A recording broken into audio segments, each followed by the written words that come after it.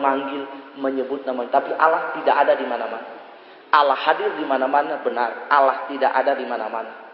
Karena orang bilang, oh Allah di mana saja. Itu ateistik. Allah ada di mana saja berarti itu paganisme. Allah ada di mana saja itu Allahnya orang Hindu.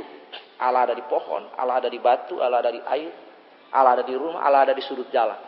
Tapi Allah kita yang kita kenal adalah Allah yang ada di sorga. Dia berkuasa, satu-satunya Allah yang esa, tidak ada yang lain. Karena itu problem terbesar dalam kehidupan kita untuk mengenal Allah dan untuk dimerdekakan adalah kita merasa puas dengan hidup ini.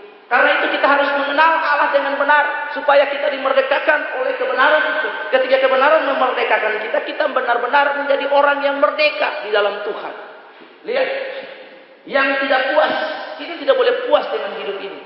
Kita harus terus berusaha supaya kita terus mencari Tuhan, kita belajar firman, kita kejar kesucian, kita peka terhadap kehendaknya, karakter kita berubah, kita tiru kehendaknya. Orang-orang seperti inilah yang berkat akan mengalir dalam kehidupannya. Sederhana. Saudara bangun pagi, saudara baca satu ayat firman Tuhan, baca ayat Alkitab, saudara berdoa dan bersyukur. Tuhan, terima kasih. Saya percaya, I believe. Saya percaya Tuhan, Engkau sudah menyediakan blessing bagi kami. You have provided blessing to us. Engkau sudah menyediakan berkat bagi kami dan saya menerima dengan iman, saya melangkah dengan iman. Membangun hubungan sederhana. Membangun hubungan dengan Tuhan itu kita tidak usah masuk di kamar 24 jam lalu berdoa. Di mana saja kita bisa membangun hubungan dengan Tuhan. Bapak Ibu yang dikasihi oleh Tuhan. Berikut adik. Ya adik. Lihat. Firman Tuhan berkata, tetapi Roh Allah, penolong yang akan diutus Bapa atas namaku, dialah yang akan mengajar kalian segalanya dan akan mengingatkan kalian akan semua yang sudah kuberitahukan kepadamu. Untuk mengenal Allah dengan benar, mempunyai hubungan yang dalam dengan Allah, salah satu seginya adalah kita menerima Roh Kudus. Kita mengizinkan Roh Allah, Ruach Adonai itu bekerja di dalam kita. Sehingga dia memberikan understanding bagi kita. Dia memberikan pengertian bagi kita. Dia memberikan hikmat bagi kita. Karena dengan kekuatan kita tidak bisa menyembah Allah. Kita bisa menyembah Allah dengan kekuatan kita, manusia kita. Tapi kita akan capek. Saudara menyembah Allah 1 jam berdoa, nyanyi semangat haleluya puji Tuhan. Tapi suara parau, suara sakit, minum air aqua. Tapi kalau kita menyembah dengan roh kita tidak terbatas. Unlimited spirit. Roh kita tidak terbatas untuk menyembah Allah. Karena itu jika kita mengizinkan roh yang lebih berkuasa itu ada di dalam kita, maka roh itu akan menolong kita, akan mengajar kita, mengingatkan kita untuk mengenal, memahami, mengetahui apa yang Allah mau bagi kita. Next. Iya. Lihat Bapak Ibu, ada seorang tokoh dari kalangan orang Farisi yang bernama Nikodemus. Ini ayat Yohanes 3 ayat 1 sampai ayat yang ke-5-6. Pada suatu malam ia datang kepada Yesus dan berkata, Bapak Guru, kami tahu bahwa Bapak diutus Allah. Serta seorang pun dapat membuat keajaiban seperti yang Bapak buat. Ini terjemahan lama. Kalau Allah tidak menyertai dia. Yesus menjawab, percayalah, tak seorang pun dapat menjadi anggota umat Allah kalau ia tidak dilahirkan kembali. Masakan orang dewasa dapat lahir kembali? Kata Nikodemus kepada Yesus, mungkinkah ia masuk ke dalam kandungan ibunya dan dilahirkan lagi? Next. Yesus menjawab, sungguh benar kataku ini. Kalau orang tidak dilahirkan dari air dan dari roh Allah, orang itu tak dapat menjadi anggota umat Allah. Manusia secara jasmani dilahirkan oleh orang tua, tetapi secara rohani dilahirkan oleh roh Allah. Karena itu, roh itu sangat penting dalam kehidupan kita untuk kita membangun hubungan dengan Allah. Jangan heran kalau aku mengatakan kamu semua dilahirkan kembali, angin bertiup kemana ia mau, kita mendengar bunyi, tetapi kita tidak tahu dari mana datang dan kemana pergi. Begitu juga dengan orang yang dilahirkan oleh roh Allah. Bagaimana itu dapat terjadi? Tanya Nikodemus. Yesus menjawab, engkau guru Israel, masakan engkau tidak mengenal Allah? Dia belajar tentang Taurat Allah, orang paling pintar, orang Farisi. Dia adalah guru hukum Taurat, seorang rabi. But he does not understand the willingness of God. Dia tidak mengetahui the truth, dia tidak mengetahui kebenaran, dia tidak memahami kehendak Allah. Dia hanya sekedar mengetahui, tapi dia tidak punya hubungan dalam dengan Tuhan. Nikodemus ahli Taurat, mau tanya ayat apa saja dia tahu, mau tanya firman di mana saja dia tahu. Dia jelaskan ada namanya Ma'asyir 613 hukum Taurat dia hafal di luar kepala. Orang Israel itu hidup, dia menjalankan hukum Taurat itu namanya Ma'asyir atau disebut Misfot 613 hukum yang dia harus taati. 613 hukum itu sama dengan di dalam tubuh manusia ini ada 613 tulang. Artinya dalam keseharian hidupnya dia harus taat kepada hukum itu. Tapi hukum itu mendatangkan kematian. Hukum roh itu memerdekakan kita. Karena itu Yohanes berkata, Yesus menjawab, akulah jalan untuk mengenal Allah dan mendapat hidup. Dan seorang pun dapat datang kepadaku kalau tidak melalui aku. Firman Tuhan tadi berkata bahwa jika kita mengetahui kebenaran, kebenaran itu akan memerdekakan kita. Kalimat yang kedua atau kata kunci yang kedua adalah the truth. Who is the truth? Pertanyaannya, siapa itu kebenaran? Kebenaran itu adalah Yesus. Yesus berkata, akulah jalan kebenaran. Berarti tidak ada jalan lain. Berarti tidak ada sumber lain. Berarti tidak ada alternatif lain. Only Jesus, CGI. Yesus is the best. Hanya Yesus. Only one way to heaven. There is no other way. The truth, kebenaran. Tuhan bilang, jika kau mengetahui kebenaran, siapa itu kebenaran? Banyak manusia punya kebenaran diri sendiri. Kita harus senantiasa dibaharui dalam roh kita, supaya roh kita dimerdekakan dan kita mengetahui kebenaran. Karena ada juga pendeta yang suka bohong. Saudara lihat, the truth. Kemudian next, iya, kebenaran. Karena itu kita perlu dimerdekakan oleh Yesus. Kita yang sudah menerima Yesus, setiap hari roh kita ini dibaharui, kita dimerdekakan. Lihat, penyucian oleh firman. Firman itu siapa? Firman itu kebenaran. Buka Yohanes pasal 1 ayat 1, saudara akan lihat. Pada mulanya firman itu bersama-sama dengan Allah. Dan firman itu telah menjadi, dan firman itu adalah Allah sendiri. Dan kebenaran itu Allah. Kebenaran itu firman. Firman itu Allah. Saudara lihat. Tidak ada yang benar. Kita dibenarkan oleh Allah, oleh kebenaran, oleh firman itu. Lalu respon kita terhadap kebenaran itu adalah tinggal dan hidup dalam kebenaran.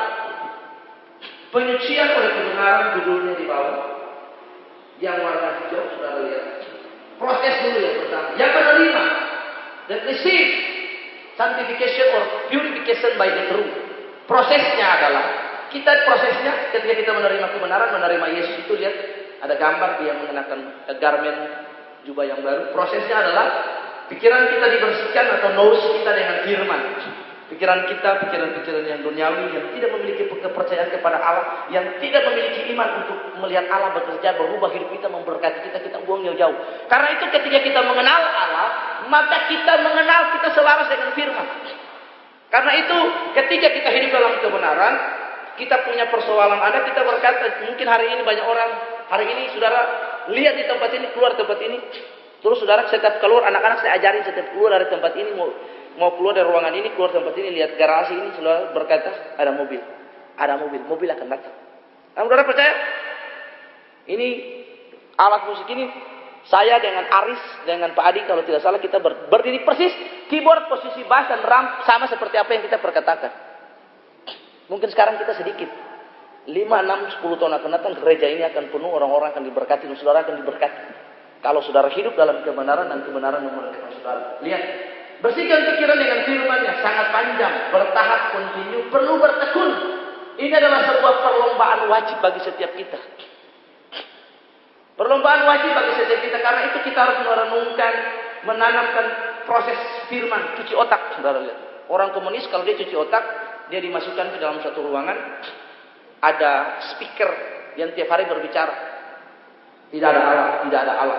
Yang pertama, ruangannya itu dikasih gelap. Tidak ada satu cahaya pun. Ada speaker yang terus berbicara, kemudian dia nggak dikasih makan 24 jam penuh. Ketika dia lapar, tidak ada cahaya, maka halusinasi itu muncul di pikirannya. Perkataan tidak ada Allah itu terus dikumandangkan non-stop 24 jam. Terus cuci otak. Setelah dia lapar, lalu setelah itu dia menerima kebenaran bahwa tidak ada Allah, itu di alam bawah sadar dia mengamini. Lalu setelah itu dia keluar, dia dikasih makan. Setelah itu dia ditanya, ada Allah nggak? Dia jawab enggak. Itu proses cuci otak orang ateis. Saudara lihat. Nah, sama dengan kita, proses cuci otaknya kita adalah firman itu masuk, dia memerdekakan kita, dia merubah kita dari dalam sehingga kita menjadi orang yang benar. Hasilnya adalah kita memahami Injil, kebenaran. Injil yang adalah kekuatan Allah menyelamatkan dan memerdekakan kita. Kita memahami kemuliaannya. Terlihat dalam kita dimerdekakan oleh Dia. Yang menolak proses penyucian oleh kebenaran, oleh truth tadi itu, kita terikat oleh dosa. Kita mengejar dunia. Kita senangkan telinga. Guru palsu, pola kebenaran. Mata hati gelap kita semakin pusat. Guru palsu berbicara tentang gembala palsu, pengajaran palsu, dan lain sebagainya. Dia tidak mau nanti sampai di surga lalu. Kemudian Tuhan berkata, engkau menyenangkan jemaat. Nah, saya menyenangkan Tuhan. Karena itu saya mengkhotbahkan apa yang firman Tuhan mau, bukan apa yang saya mau atau apa yang saudara inginkan, tapi apa yang firman mau bagi kita. Penyucian oleh kebenaran. Lagi lewat. Jadi kebenaran true. Kebenaran adalah aletheia. Kebenaran juga yang pertama pengertiannya cinta kebenaran. Berbicara kebenaran. Yesus sumber dari kebenaran. Source. Tidak ada sumber yang lain. Yesus pokok keselamatan. Solusi bagi kehidupan manusia sejak dari peristiwa penjatuhan manusia di tanah air sampai hari ini. Yesus adalah sumber dari semua solusi peradaban manusia. Tidak ada yang lain. Tidak ada solusi yang lain. Jesus is the one way, is the one solution for the human being problems. Untuk semua kehidupan manusia. Di luar Yesus, firman Tuhan sudah berkata, kita tidak bisa berbuat apa-apa. We are nothing if we do not keep inside Jesus. Poin yang ketiga Bapak Ibu yang dikasih itu. Next, Abi, iya. Karena itu, yang pertama jika kita mengenal, tadi kita sudah mengenal Allah, kita sudah mengetahui Allah. Yang kedua kita mengenal kebenaran. Who is the truth? Jesus is the truth. Akulah jalan kebenaran. If we accept Him, jika kita menerima Dia, kita tinggal di dalam Dia, firman-Nya itu merubah kita sehingga roh kita semakin intim dengan Dia. Dan ketika kita mendeklarasikan firman, kita hidup, kita memperkatakan kebenaran itu menjadi realita. Tuhan, saya percaya hari ini I have no money in my pocket, but I standing in the word of God and I proclaim in the name of Jesus. Saya tidak punya uang dalam dompet, tapi saya berdiri dan saya berkata, Tuhan akan memenuhkan keperluan saya menurut kekayaan dan kemuliaan-Mu. Waiting and see. The word will become in the reality into your life. Tunggu dan lihatlah. Kebenaran itu akan menjadi realita.